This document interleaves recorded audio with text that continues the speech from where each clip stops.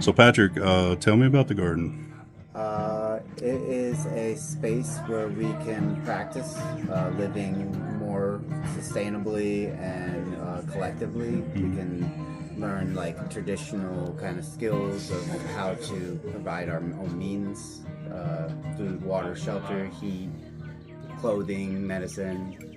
Um, yeah, and then it's a space to learn from each other and to learn through doing, Right. and we grow a lot of food.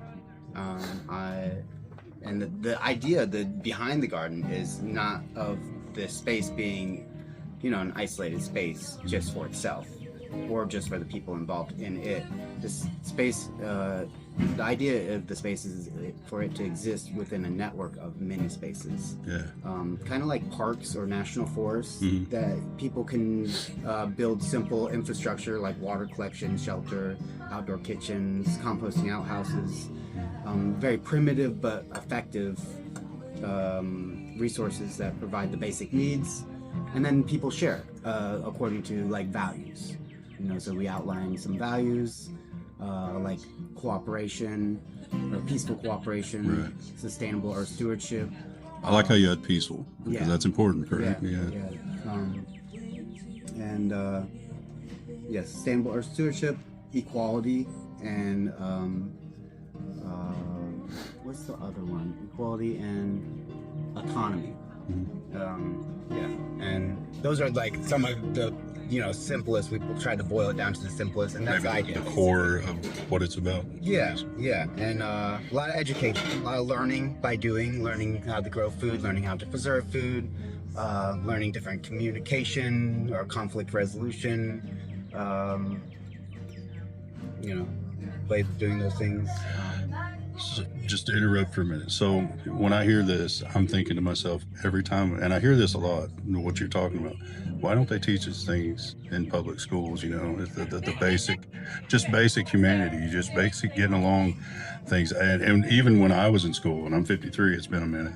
Um, they didn't teach that kind of stuff, and then they wonder why the world is kind of Yeah, well, I off guess kilter or the whatever. bigger question is who are they? Yeah, I guess. Where does it come from, right? Yeah, Sure, and yeah. like public schools are interesting. They originated like the 12th grade or kindergarten through 12th grade originated in Prussia as a way to teach children how to obey orders because the Prussian government wasn't happy about how their army wouldn't fight Napoleon's army. I didn't know that. And so they came up with an education system that would train the children to obey orders better. And they came up with kindergarten is a Russian or not Russian, I mean German word, Mhm. and comes from Prussia. Mhm.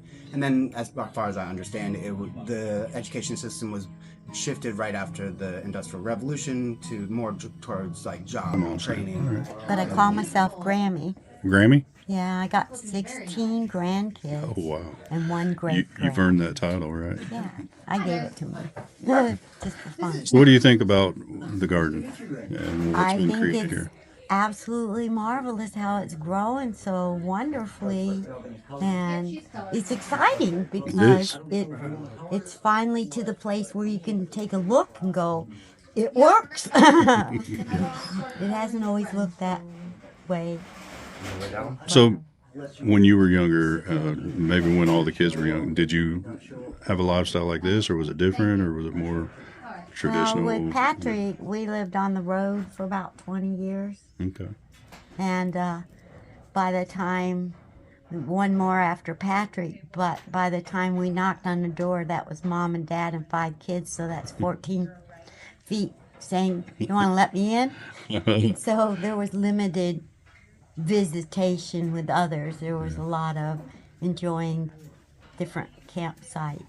A lot of them had the 2 week limit, so you learned to pack and go. We always enjoyed the spots that had spring water. Those Oh, were our sure. favorite to go Good to back meet you. to. So, what brings you here to the garden? Well, humans helping humans would be the short answer. Okay. It's that idea of how we can all support and contribute towards Hmm. each other's journeys and Right. be of service. and share our greatest expressions of love. Is this your first time to the garden? It is. Oh, okay. Well, welcome. Welcome to Macon County. Oh, thank you, Yeah. my friend. You're welcome. So what are you doing today? What are you building? Well, this is a style of beehive called top bar beehives. Mm-hmm. And what it is it's a way that's supposed to be closely related to a downed log in nature. Okay. It's a more conducive method of keeping bees. Mm-hmm. The style that's generally known as the Langstroth style, which is the boxes that stack on top Sure. of each other. Yeah. And utilizing that frame system, it designates how the honeybees build their comb because they're already laid out patterns. Oh, okay. And by having a top bar that they build off of, they are able to orchestrate the comb in the manner that they feel is the most conducive. That's very interesting. And it provides this opportunity to work with them without causing, well, much interference, allowing them to do what they do best, which is continue to grow and thrive. All right. Yeah. Well, thank you for telling me about it. So what brings you to the garden? I'm here because a lot of my friends live here and come to these gatherings. I lived here for a few years, and I've been living in Nashville lately, and I'm coming back to.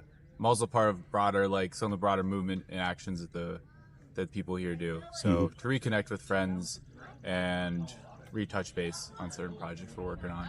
What are you doing this week? This week, well, I'm about to leave, but I've been doing basically like meetings for like fundraising and land projects that we're doing. Been doing a lot of gardening, especially with Patrick. A lot of eating of the wild edibles That's that good. are around here. It's always good. A lot of hanging out with good people, listening to music around fires. That Been sounds enjoying perfect. sleeping in the woods. Yeah. We did a sauna last night, which was amazing. Okay. Super nice. Yeah. Where was that at? That was just up by the road. Okay. We got a cedar sauna there. Well, so you say you used to live here? Yeah, I did. Okay. And is it like coming home every time you come? Yeah, it is. This place is really amazing. It's something quite different than most places. What I makes ever it go. special to you? Oh, what makes it special to me, originally was the instant feeling of acceptance and home Yeah. when I first showed up here. And now it's that combined with a lot of the people I love being here, as well as a lot of the love that I put into this land, seeing it continue to grow, all the trees getting bigger, all the gardens, the soil's getting richer and richer each year. All those things. Well, Kristen, thank you for talking with me for a few minutes. And Thank you, I Eric. appreciate it. ITH. All right. So, Ryan, what brings you to the garden? I heard about it for years, and then finally came through 2 summers ago on a road trip to check out different homesteads and communities and festivals, and it's amazing. And so then when I'd seen that Patrick be advertising for the event that they had every spring, and so I finally decided it was worth coming out for and came out to it, and it's amazing. And I think I'm going to try to dedicate some amount of weeks or months of my life every year to being part of this community. Oh, that's awesome. That's awesome. So, what are you doing this week here? Are you doing any projects or? This week, there's like a lot of people, so there's other communities here. So I'm gonna focus a little bit on networking. The general task I like to do, especially when there's more people, is make sure that there's enough sawdust or cover for the composting toilets. And then maybe try to get people to do massage workshops. Okay. Cool. It's a little bit temperature dependent. If it's too cold, then it's not as easy to Sure. have the muscles relax. Sure. All right. So, you're going to stay all week? Planning on staying all week, and then vibe dependent, decide if they're having an event in another land that they've bought through the People's Project. So I'm going to decide if I'm going to go to that, stay here, or maybe go with someone to go see what their community is like, because we have some members from other communities that have much less infrastructure but big dreams. Okay. Hey, dreams is what the world's made. And it's musical. All right. Well, thank you. So, what brings you all here? To the garden. To the garden. Well, I've crossed paths with Patrick and the garden crew at different communities and at rainbow gatherings over time. And Okay. admired their project, the People's Project, and creating free land for free people. and wanted to come down here to experience the garden for the first time. So this is your first time for both of you? Yeah, I'd hoped to be here earlier when we were touring intentional communities and eco-villages all across the country, all across the continent. But it didn't work out then, so then the spring gathering came along, and it seemed to be a good time for us to leave our seed eco-village in Vermont and come down and pitch in and meet people and maybe recruit some new members or visitors. All right, and you had mentioned a project you're working on elsewhere. You want to mention that? Yeah, in southern Vermont, we're co-founding an eco-village, which is more like a place kind of like this where you can work and live and grow food all together on 430 acres. Nice. On the edge of the Green Mountains. Oh, man. Beautiful streams, beautiful forests. At the end of this dead-end road, it's very private. And, That sounds perfect. Just landed there and just purchased in June of 2022 and landed there on the land in June of last year. All right. Brand new to building yurts and other structures and setting up kitchens and things like this for the warmer months. So part of like us being here is to learn about, what's their stove setup like and how is it working, and like, is this something we would want to build, or is there something we can learn from this that we would want to modify? So there's a lot of just like observing and learning of the different systems that they have set up here and how they've been serving the community or not, and like ways that we might want to like grow and experiment. Okay. Have you learned anything? Well, it's tricky to figure out how to create a cooking space that's protected from rain, but that's also venting smoke well. Okay. And that is, I think, like the kitchen space is one of the things. Has that turned into, I guess, your project while you're here? That was one of the major complaints that I was hearing when I got here was, well, it's pretty hard in this kitchen sometimes, especially when it's windy. So I figured that would be a good way to kind of try to contribute. And so that was our idea for that. And there's all sorts of things going on here, from a rocket stove to the oven to the griddle. So it's pretty diverse and done on the cheap. It's neat. So I'm hoping this will work out, or we'll modify it and eventually get a nice draft out of here so people can breathe clear air.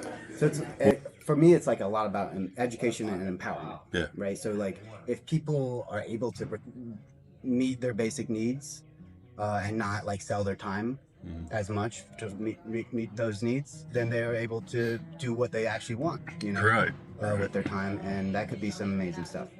You bring up that. I see these things online a lot of times. People call them memes, but it's like, you work so many hours a day to come home, spend 2 hours with your family, and then go to bed and do it all over again, and it's within everybody's reach, most people, to do what you're doing. Well, absolutely, especially when thinking collectively. Right. There's 370 million people in the United States. If 1,000 or even 100 for that matter, or even 10 really decide to collaborate their efforts and their resources to achieve simple goals, and especially in the line of like eliminating the need for money. Right. If you look at where your expenses are and you try to eliminate those expenses, then the money that's coming in, you can spend on what you actually would want to spend it on, and then or stop selling so much of your time. Right. And so in my mind, a neighborhood could do that. Like any neighborhood anywhere could just kind of decide, well, we don't all need a big truck. Let's have 2 trucks that we share, and let's sell these other trucks, and we'll use that money to get maybe like a bulldozer that we all share, or what have you. And people can be rich in their abilities, collectively,